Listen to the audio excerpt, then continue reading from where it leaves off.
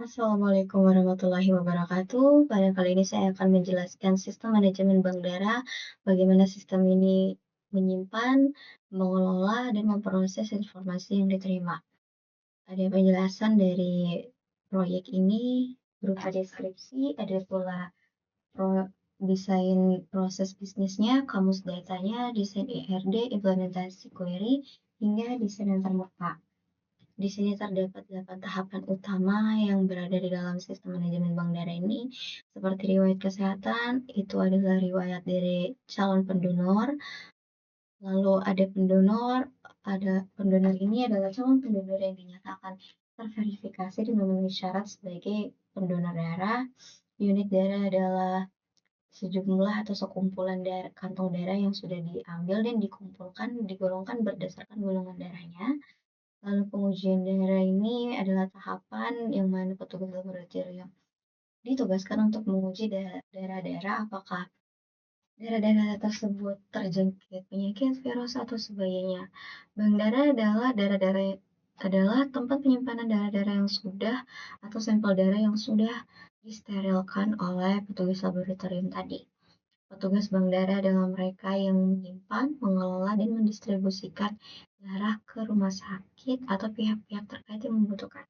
Rumah sakit adalah pihak ketiga yang mengajukan permintaan darah atau permohonan sesuai kebutuhan pasien, seperti jumlah darah, golongan apa yang diminta, dan sebagainya. Lalu penerima ini adalah pasien yang membutuhkan transfusi darah terkait jenis-jenis jenis-jenis kebutuhannya.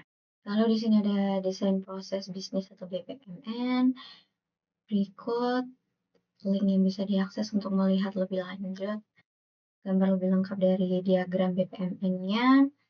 Lalu kita ke kamus data manajemen bank darah.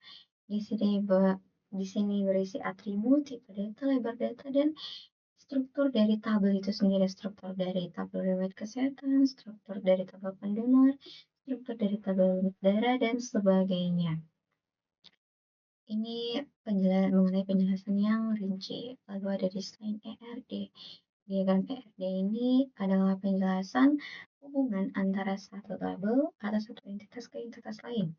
Apakah one to many, many to one, atau many to none, dan penjelasan dari hubungan itu. Apakah didukung atau tidak didukung, dan sebagainya. Lalu berikut adalah link untuk mengakses gambar dari tabel ERD ini. Kemudian ada implementasi query menggunakan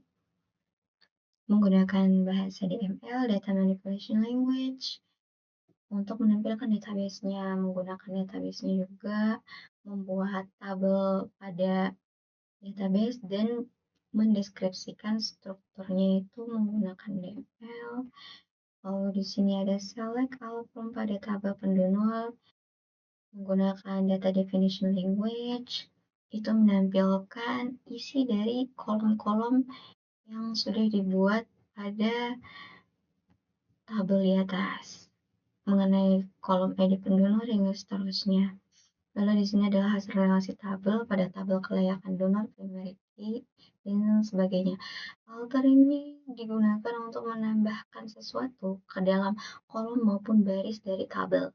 Seperti pada bagian ini, alter tabel pendonor, add primary key, add unique pada kolom ID pendonor dan kolom nomor kontak jika nomor kontak diharuskan untuk unique.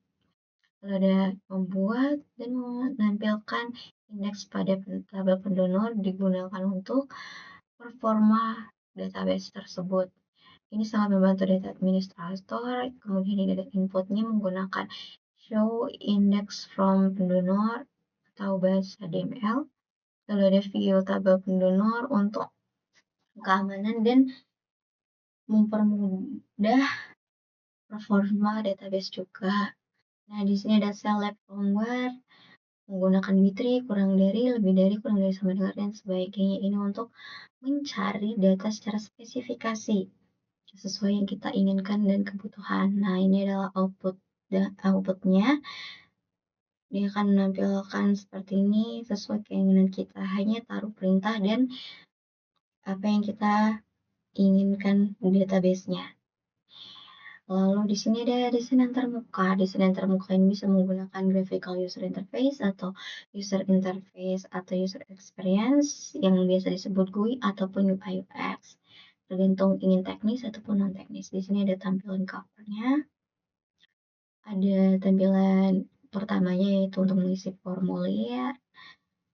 Nah, ini unit darah, ID darahnya kita. Lalu setelah itu kita mengambil nomor tes untuk mengujikan darahnya, dan ini setelah kita terverifikasi.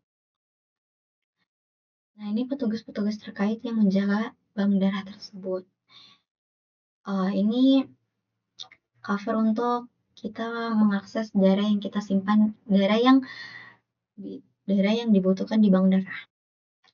Lalu ini ada data rumah sakit yang memperoleh data dari bank darah. Lalu kemudian ini penerima darah pasiennya, siapa yang menerimanya, dan digunakan untuk apa, dan identitas dari penerima ataupun pasien. Berikut, setelah selesai, saya menjelaskan tentang sistem manajemen bank donor darah ini. Kurang dan lebihnya mohon maaf. Wassalamualaikum warahmatullahi wabarakatuh.